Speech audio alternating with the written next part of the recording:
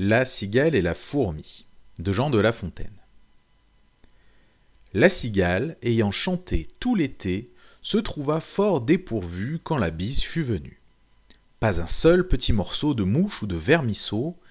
Elle alla crier famine chez la fourmi sa voisine, la priant de lui prêter quelques grains pour subsister, jusqu'à la saison nouvelle.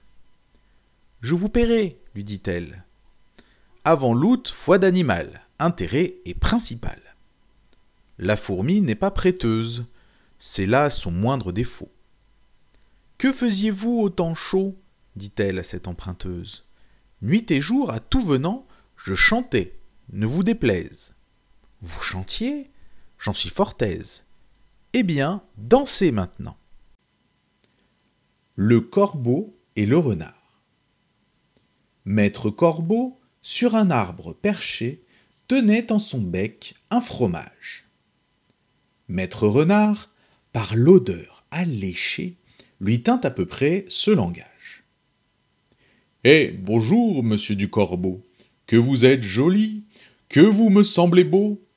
Sans mentir, si votre ramage se rapporte à votre plumage, vous êtes le phénix des hôtes de ces bois. » À ces mots, le corbeau ne se sent pas de joie, et pour montrer sa belle voix, il ouvre un large bec, laisse tomber sa proie.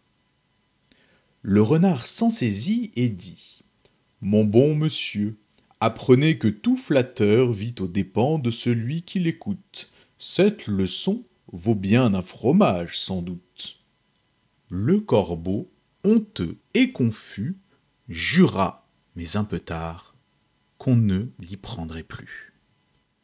La grenouille qui veut se faire aussi grosse que le bœuf.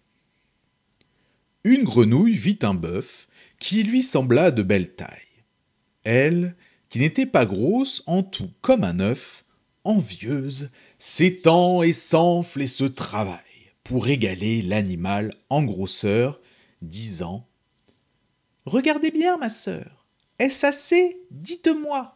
N'y suis-je point encore? » « Nenni. »« M'y voici donc? » ?»« Point du tout. »« M'y voilà? » ?»« Vous n'en approchez point. » La chétive pécore s'enfla si bien qu'elle creva. Le monde est plein de gens qui ne sont pas plus sages. Tout bourgeois veut bâtir comme les grands seigneurs, tout prince a des ambassadeurs, tout marquis veut avoir des pages. Les deux mulets. Deux mulets cheminaient, l'un d'avoine chargé, l'autre portant l'argent de la gabelle. Celui-ci, glorieux d'une charge si belle, n'eût voulu pour beaucoup en être soulagé. Il marchait d'un pas relevé et faisait sonner sa sonnette. Quand, l'ennemi se présentant, comme il en voulait à l'argent, sur le mulet du fisc une troupe se jette, le saisit au frein et l'arrête. Le mulet, en se défendant, se sent percé de coups, il gémit, il soupire. « Est-ce donc là, dit-il, ce qu'on m'avait promis ? Ce mulet qui me suit du danger se retire. Et moi, j'y tombe et je péris. » « Ami, lui dit son camarade, il n'est pas toujours bon d'avoir un haut emploi. Si tu n'avais servi qu'un meunier comme moi, tu ne serais pas si malade. » Le loup et le chien. Un loup n'avait que les os et la peau, tant les chiens faisaient bonne garde. Ce loup rencontre un dogue aussi puissant que beau, gras, poli, qui s'était fourvoyé par mégarde. L'attaquer, le mettre en quartier, sire loup l'eût fait volontiers, mais il fallait livrer bataille, et le matin était de taille à se défendre hardiment. Le loup donc l'aborde humblement, entre en propos et lui fait compliment sur son embonpoint qu'il admire. « Il ne tiendra qu'à vous, beau sire, d'être aussi gras que moi, » lui répartit le chien. « Quittez les bois, vous ferez bien, vos pareils y sont misérables. Cancres, airs et pauvres diables, dont la condition est de mourir de faim. Car quoi? Rien d'assuré, point de franche lippée, tout à la pointe de l'épée. Suivez-moi, vous aurez un bien meilleur destin. Le loup reprit. Que me faudra-t-il faire? Presque rien, dit le chien. Donner la chasse aux gens, portant bâton et mendiant. Flatter ceux du logis à son maître complaire, moyennant quoi votre salaire sera force relief de toutes les façons. Os de poulet, os de pigeon, sans parler de maintes caresses. Le loup déjà se forge une félicité qui le fait pleurer de tendresse. Chemin faisant, il vit le cou du chien pelé. « Qu'est-ce là ?» lui dit-il. « Rien. »« Quoi, rien ?»« Peu de choses. »« Mais encore. » « Le collier dont je suis attaché, de ce que vous voyez, est peut-être la cause. »« Attaché ?» dit le loup. « Vous ne courez donc pas où vous voulez ?»« Pas toujours, mais qu'importe. » « Il importe si bien que tous vos repas, je ne veux en aucune sorte, et je ne voudrais pas même à ce prix un trésor. » Cela dit, Maître Loup s'enfuit et court encore. La génisse, la chèvre et la brebis en société avec le lion. La génisse, la chèvre et leur sœur la brebis, avec un fier lion, seigneur du voisinage, firent société, dit-on, au temps jadis, et mirent en commun le gain et le dommage. Dans les lacs de la chèvre, un cerf se trouva pris. Vers ses associés, aussitôt, elle envoie. Eux venus, le lion, par ses ongles, compta et dit « Nous sommes 4 à partager la proie. » Puis, en autant de parts, le fer il dépeça, prit pour lui la première en qualité de sire. « Elle doit être à moi, dit-il. Et la raison, c'est que je m'appelle Lion. À cela, l'on n'a rien à dire. La seconde, par droit, me doit échoir encore. Ce droit, vous le savez, c'est le droit du plus fort. Comme le plus vaillant, je prétends la troisième. Si quelqu'une de vous touche à la quatrième, je l'étranglerai tout d'abord. » La besace. Jupiter dit un jour « Que tout ce qui respire s'en vienne comparaître aux pieds de ma grandeur. Si dans son composé quelqu'un trouve à redire, il peut le déclarer sans peur, je mettrai remède à la chose. Venez, singes, parlez le premier et pour cause. Voyez ces animaux, faites comparaison de leur beauté avec les vôtres. Êtes-vous satisfait ? » ?»« Moi ? » dit-il. « Pourquoi non ? N'ai-je pas 4 pieds, aussi bien que les autres ? Mon portrait, jusqu'ici, ne m'a rien reproché. Mais pour mon frère l'ours, on ne l'a qu'ébauché. Jamais, s'il veut me croire, il ne se fera peindre. » L'ours, venant là-dessus, on crut qu'il s'allait plaindre. Tant s'en faut, de sa forme il se loua très fort, glosa sur l'éléphant, dit qu'on pourrait encore ajouter à sa queue, ôter à ses oreilles, que c'était une masse informe et sans beauté. L'éléphant, étant écouté, tout sage qu'il était, dit des choses pareilles. Il jugea qu'à son appétit, Dame Baleine était trop grosse. Dame Fourmi trouva le ciron trop petit, se croyant pour elle un colosse. Jupin les renvoya, s'étant censurés tous, du reste content d'eux. Mais parmi les plus fous, notre espèce excella, car tout ce que nous sommes, lynx envers nos pareils et taupe envers nous, nous nous pardonnons tout et rien aux autres hommes. On se voit d'un autre œil qu'on ne voit son prochain. Le fabricateur souverain nous créa besaciers tous de même manière, tant ceux du passé que du temps d'aujourd'hui. Il fit pour nos défauts la poche de derrière et celle de devant pour les défauts d'autrui. L'hirondelle et les petits oiseaux. Une hirondelle, en ses voyages, avait beaucoup appris. Quiconque a beaucoup vu peut avoir beaucoup retenu. Celle-ci prévoyait jusqu'aux moindres orages et devant qu'ils ne fussent éclos, les annonçait aux matelots. Il arriva qu'au temps que la chanvre se sème, elle vit un manant en couvrir maints sillons. « Ceci ne me plaît pas, dit-elle aux oisillons. Je vous plains, car pour moi, dans ce péril extrême, je saurais m'éloigner ou vivre en quelque coin. Voyez-vous cette main qui, par les airs, chemine ? Un jour viendra, qui n'est pas loin, que ce qu'elle répand sera votre ruine. De là naîtront engins à vous envelopper et lacets pour vous attraper. Enfin, maintes et maintes machines, qui causera dans la saison votre mort ou votre prison.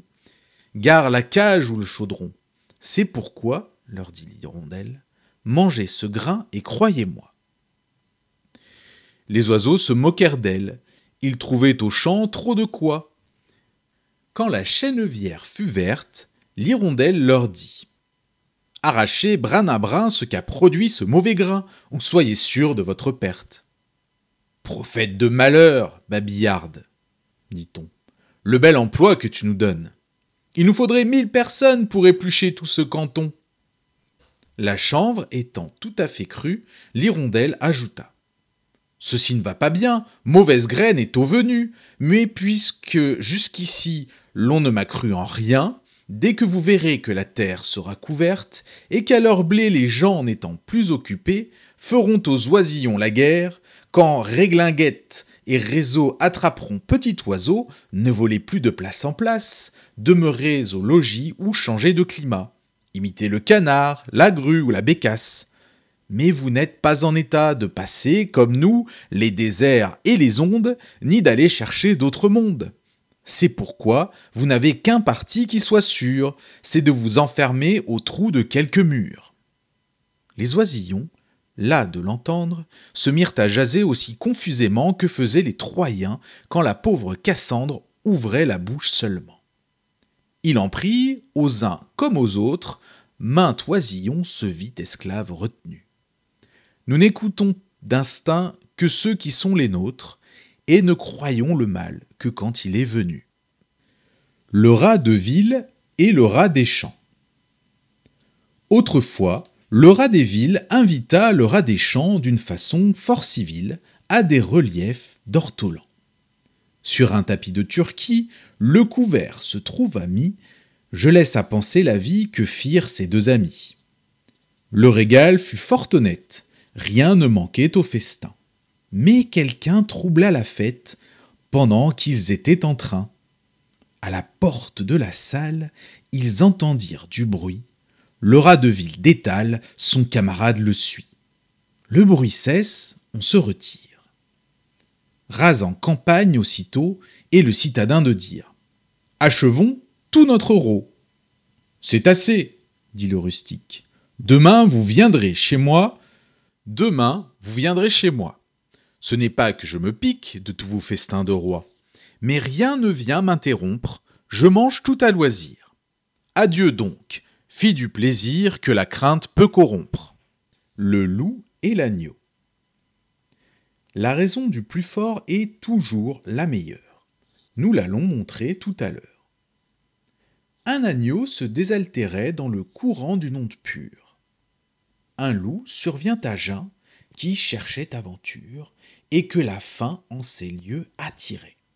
« Qui te rend si hardi de troubler mon breuvage ?» dit cet animal plein de rage. « Tu seras châtié de ta témérité. » « Sire, répond l'agneau, que votre majesté ne se mette pas en colère, mais plutôt qu'elle considère que je me vas désaltérant dans le courant plus de 20 pas au-dessous d'elle, et que, par conséquent, en aucune façon, je ne puis troubler sa boisson. »« Tu la troubles, reprit cette bête cruelle, et je sais que de moi tu médis l'an passé. »« Comment aurais-je fait si je n'étais pas né ?» reprit l'agneau. « Je tette encore ma mère. »« Si ce n'est toi, c'est donc ton frère. »« Je n'en ai point. »« C'est donc quelqu'un des tiens, car vous ne m'épargnez guère, vous, vos bergers et vos chiens. On me l'a dit, il faut que je me venge. » Là-dessus, au fond des forêts, le loup l'emporte et puis le mange, sans autre forme de procès. L'homme et son image. Un homme qui s'aimait sans avoir de rivaux passait dans son esprit pour le plus beau du monde. Il accusait toujours les miroirs d'être faux, vivant plus que content dans son erreur profonde. Afin de le guérir, le sort officieux présentait partout à ses yeux les conseillers muets dont se servent nos dames. Miroir dans les logis, miroir chez les marchands, miroir aux poches des galants, miroir aux ceintures des femmes. Que fait notre Narcisse ? Il se va confiner aux lieux les plus cachés qu'il peut s'imaginer, n'osant plus des miroirs éprouver l'aventure. Mais un canal, formé par une source pure, se trouve en ces lieux écartés. Il s'y voit, il se fâche, et ses yeux irrités pensent apercevoir une chimère vaine.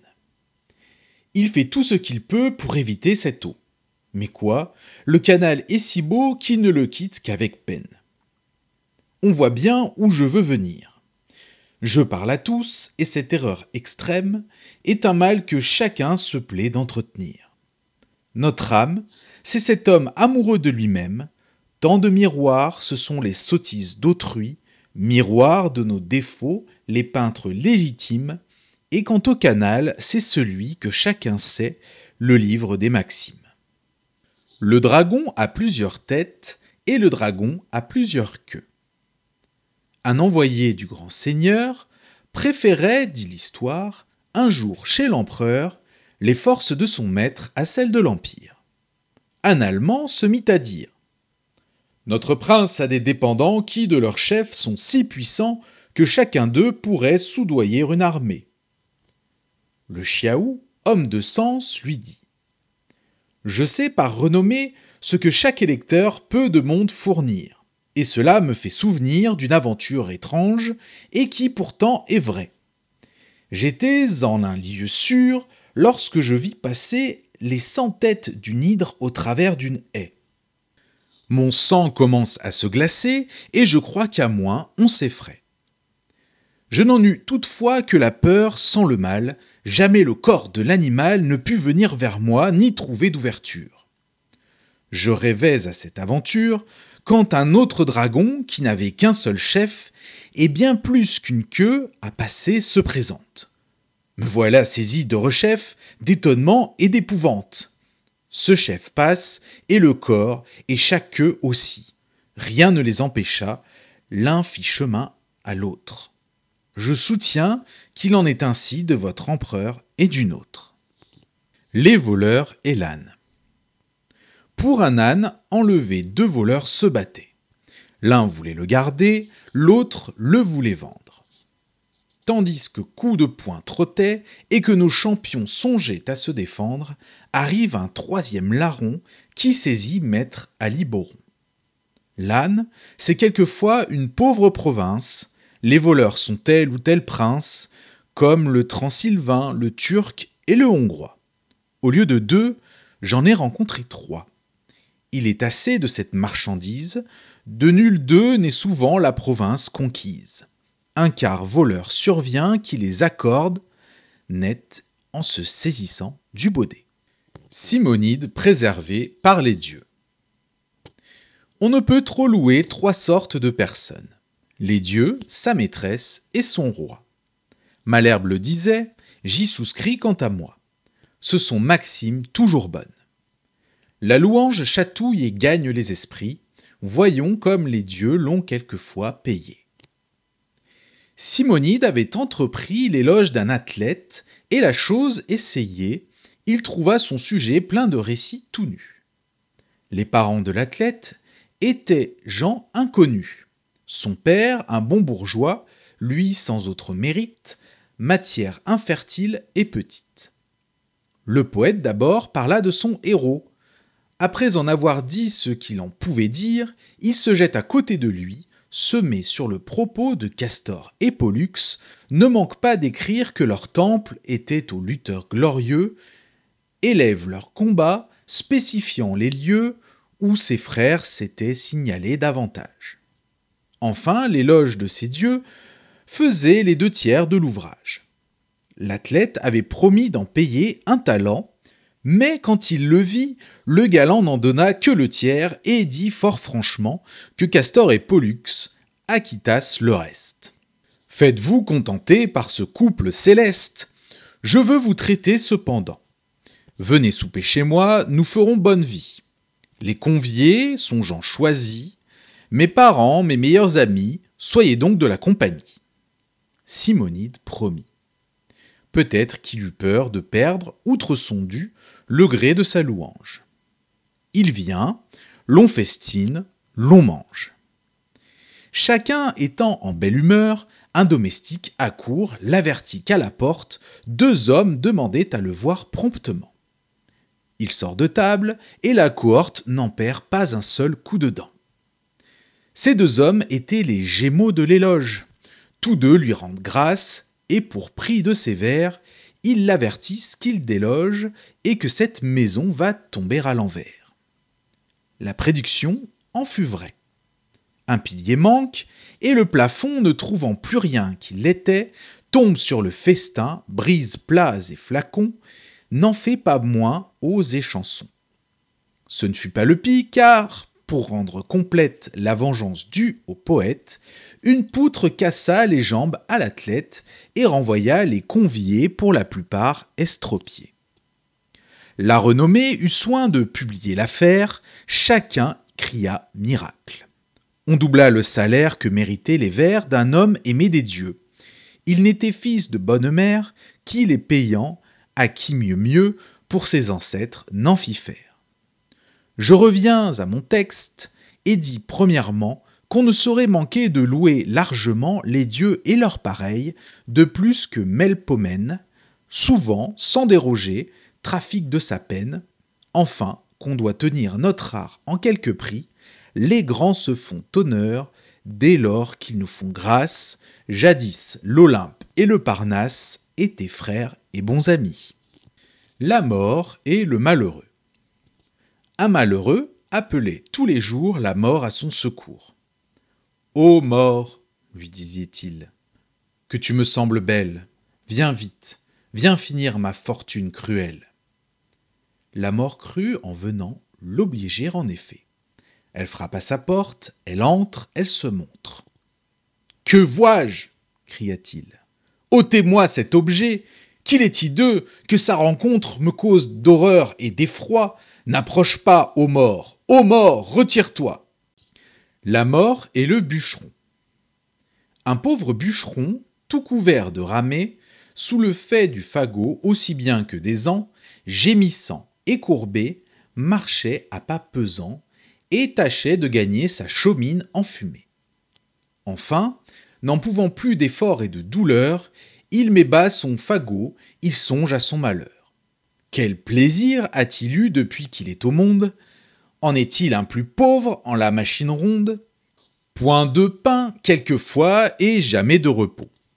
Sa femme, ses enfants, les soldats, les impôts, le créancier et la corvée lui font d'un malheureux la peinture achevée. Il appelle la mort, elle vient sans tarder, lui demande ce qu'il faut faire.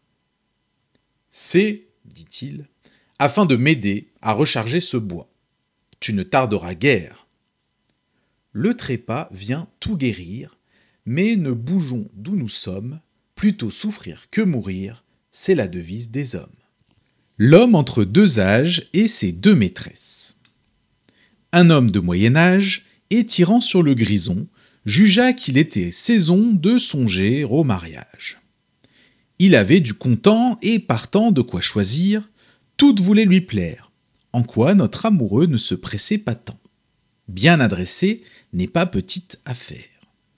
2 veuves sur son cœur eurent le plus de part, l'une encore verte et l'autre un peu bien mûre, mais qui réparait par son art ce qu'avait détruit la nature.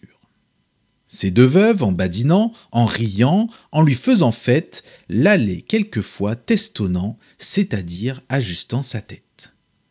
La vieille, à tout moment de sa part, emportait un peu du poil noir qui restait, afin que son amant en fût plus à sa guise. La jeune saccageait les poils blancs à son tour, toutes 2 firent tant que notre tête grise demeura sans cheveux et se douta du tour. « Je vous rends, leur dit-il. Mille grâces, les belles, qui m'avez si bien tondu, j'ai plus gagné que perdu, car d'y mène point de nouvelles. Celle que je prendrais voudrait qu'à sa façon, je vécusse, et non à la mienne, il n'est tête chauve qui tienne. Je vous suis obligé, belle, de la leçon. » Le renard et la cigogne. Compère le renard se mit un jour en frais et retint à dîner commère la cigogne. Le régal fut petit, et sans beaucoup d'apprêt, le galant, pour toute besogne, avait un brouet clair. Il vivait chichement. Ce brouet fut par lui servi sur une assiette. La cigogne au long bec n'en put attraper miette, et le drôle eut lapé le tout en un moment. Pour se venger de cette tromperie, à quelque temps de là, la cigogne le prit. « Volontiers, lui dit-il, car avec mes amis, je ne fais point cérémonie. » À l'heure dite, il courut au logis de la cigogne son hôtesse, loua très fort sa politesse, trouva le dîner cuit à point. Bon appétit surtout, renard n'en manque point. Il se réjouissait à l'odeur de la viande, mise en menus morceaux, et qu'il croyait friande. On servit, pour l'embarrasser, en un vase à long col et d'étroite embouchure. Le bec de la cigogne y pouvait bien passer, mais le museau du cire était d'autre mesure. Il lui fallut à jeun retourner au logis, honteux comme un renard qu'une poule aurait pris, serrant la queue et portant bas l'oreille. Trompeur, c'est pour vous que j'écris, attendez-vous à l'appareil. L'enfant et le maître d'école. Dans ce récit, je prétends faire voir d'un certain sot la remontrance vaine. Un jeune enfant dans l'eau se laissa choir en badinant sur les bords de la Seine. Le ciel permit qu'un saule se trouva, dont le branchage, après Dieu, le sauva. S'étant pris, dis-je, aux branches de ce saule, par cet endroit passe un maître d'école. L'enfant lui crie « Au secours, je péris !» Le magister, se tournant à ses cris, d'un ton fort grave à contretemps, s'avise de le tancer. « Ah, le petit babouin, voyez, dit-il, où l'a mis sa sottise, et puis prenez de tels fripons le soin, que les parents sont malheureux, qu'il faille toujours veiller à semblable canaille, qu'ils ont de maux et que je plains leur sort. » Ayant tout dit, il mit l'enfant à bord. Je blâme ici plus de gens qu'on ne pense. Tout babillard, tout censeur, tout pédant se peut connaître au discours que j'avance. Chacun des trois fait un peuple fort grand, le Créateur en a béni l'engeance. En toute affaire, ils ne font que songer aux moyens d'exercer leur langue. Et mon ami, tire-moi de danger, tu feras après ta harangue. Le coq et la perle. Un jour, un coq détourna une perle qu'il donna au beau premier lapidaire. « Je la crois fine, dit-il, mais le moindre grain de mille serait bien mieux mon affaire. » Un ignorant hérita d'un manuscrit qu'il porta chez son voisin le libraire. « Je crois, dit-il, qu'il est bon, mais le moindre ducaton serait bien mieux mon affaire. » Les frelons et les mouches à miel. À l'œuvre, on connaît l'artisan. Quelques rayons de miel sans maître se trouvèrent, des frelons les réclamèrent, des abeilles s'opposant. Devant certaines guêpes, on traduisit la cause. Il était malaisé de décider la chose, les témoins déposaient qu'autour de ces rayons, des animaux ailés, bourdonnants, un peu longs, de couleur fort tannée et tels que les abeilles, avaient longtemps paru. Mais quoi, dans les frelons, ces enseignes étaient pareilles. La guêpe, ne sachant que dire à ces raisons, fit enquête nouvelle et, pour plus de lumière, entendit une fourmilière. Le point n'en put être éclairci. « De grâce, à quoi bon tout ceci ?» dit une abeille fort prudente. « Depuis tantôt 6 mois que la cause est pendante, nous voici comme au premier jour. Pendant cela, le miel se gâte, il est temps désormais que le juge se hâte. N'a-t-il point assez léché l'ours? Sans tant de contredits et d'interlocutoires, et de fatras et de grimoires, travaillons, les frelons et nous. On verra qui sait faire avec un suc si doux des cellules si bien bâties. Le refus des frelons fit voir que cet art passait leur savoir, et la guêpe adjugea le miel à leur parti. Plût à Dieu qu'on régla ainsi tous les procès, que des Turcs en cela l'ont suivi la méthode. Le simple sens commun nous tiendrait lieu de code, il ne faudrait point tant de frais. Au lieu qu'on nous mange, on nous gruge, on nous mine par des longueurs, on fait tant à la fin que l'huître est pour le juge, les écailles pour les plaideurs. Le chêne et le roseau. Le chêne un jour dit au roseau: vous avez bien sujet d'accuser la nature, un roitelet pour vous est un pesant fardeau. Le moindre vent qui d'aventure fait rider la face de l'eau vous oblige à baisser la tête. Cependant que mon front, au Caucase pareil, non content d'arrêter les rayons du soleil, brave l'effort de la tempête. Tout vous est aquilon, tout me semble zéphyr. Encore, si vous naissiez à l'abri du feuillage dont je couvre le voisinage, vous n'auriez pas tant à souffrir. Je vous défendrai de l'orage, mais vous naissez le plus souvent sur les humides bords des royaumes du vent. La nature envers vous me semble bien injuste. Votre compassion, lui répondit l'arbuste, part d'un bon naturel, mais quittez ce souci. Les vents me sont moins qu'à vous redoutables, je plie et ne romps pas. Vous avez jusqu'ici, contre leurs coups épouvantables, résisté sans courber le dos, mais attendons la fin.